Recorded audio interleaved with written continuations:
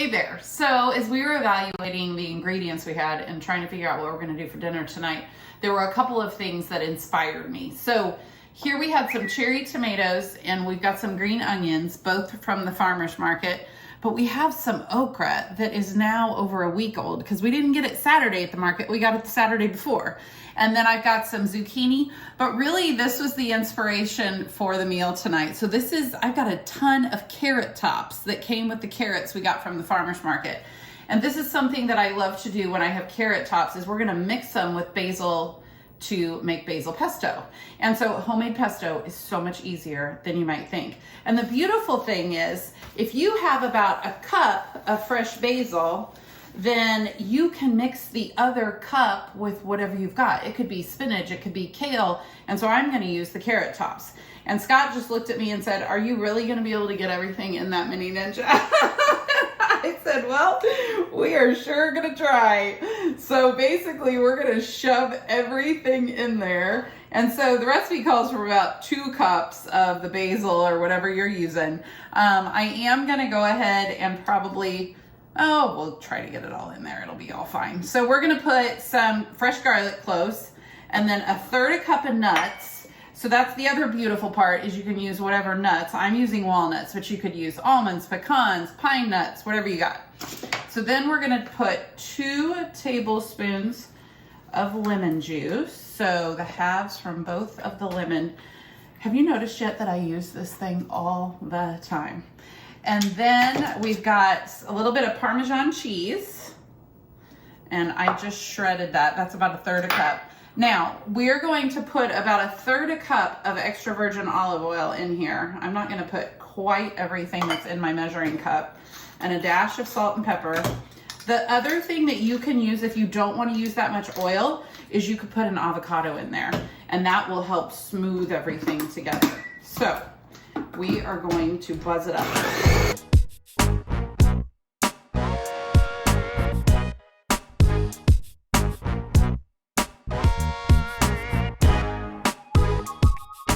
Okay, so now we have got, oh my goodness, this pesto is, it's gonna be amazing.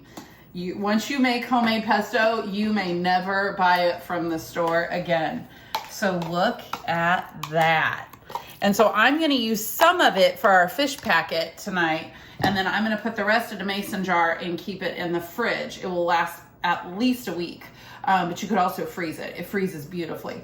So tonight for the fish packets, I'm doing 2 fish packets. And I originally was gonna put these out on the grill, but it decided to start raining. So now we're gonna put them in the oven.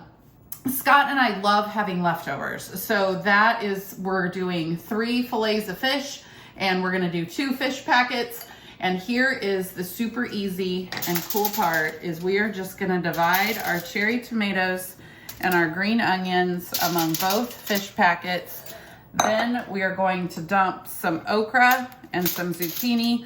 So you guys get the picture. This could be whatever vegetables you have on hand. And then, this is real scientific. We're just gonna put a couple of dollops of pesto in each one. And as it bakes, that pesto is going to melt and meld with all the ingredients. And so then I would just create a little foil packet and just seal all the edges. And we are going to bake it for 15 minutes at 350. And what I'm gonna do is I'm gonna check it at 15 minutes and the fish should flake with your fork and break apart easily. That's when you know it's done, and the veggies will be tender by that point. But if you need it a little bit longer, another 5 to 10 minutes, depending on how thick your fish is. And so while those are in the oven, we are going to put together a salad. We have some fresh arugula from the farmer's market. Scott said we need to be on some kind of order with the farmer for this because it's his favorite.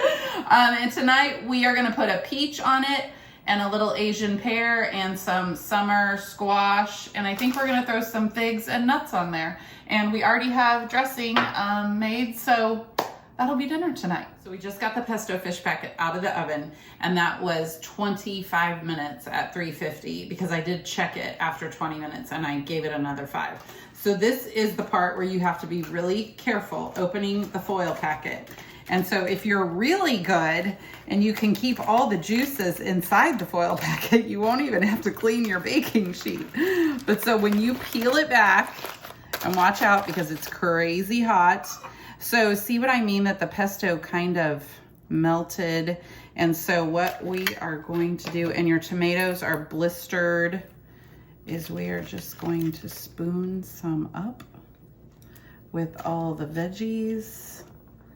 And see, it's really worth it just to cook this so that your kitchen can smell like this. And then we are going to have it with our salad, and that is going to be dinner tonight, and it will be even more amazing left over tomorrow for lunch.